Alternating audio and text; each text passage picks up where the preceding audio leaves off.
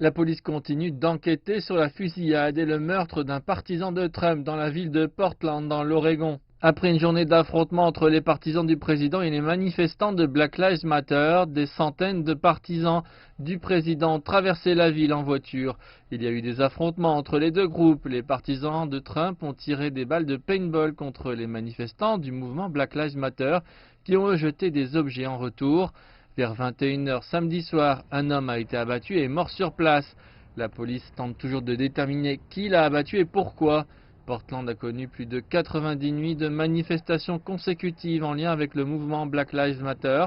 Trump avait soutenu le convoi sur Twitter en disant que les habitants de Portland ne seraient plus laissés sans sécurité.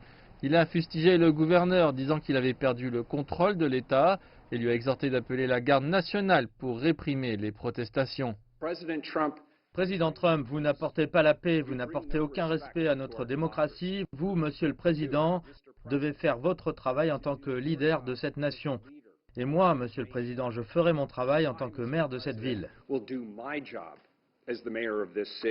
Ces affrontements interviennent alors que les manifestations se poursuivent à Kenosha dans le Wisconsin. La police a tiré dans le dos de Jacob Blake, ce dernier est désormais paralysé. Je veux que les policiers qui étaient sur les lieux soient renvoyés. Je veux que celui qui a tiré sur mon fils aille en prison pour tentative de meurtre. Beaucoup de manifestations étaient au début violentes avec des attaques contre des biens, mais ces derniers jours, elles s'étaient calmées jusqu'au meurtre de 2 manifestants de Black Lives Matter par un jeune de 17 ans lourdement armé qui était là pour montrer son soutien à la police et au président Trump. Maintenant, le président Trump souhaite se rendre dans la région mardi et il tient à mettre ses troubles dans le cœur de sa campagne pour sa réélection. Il tweete souvent l'expression « loi et ordre » et il dit dans ses discours qu'il est le seul à pouvoir rétablir l'ordre dans les villes.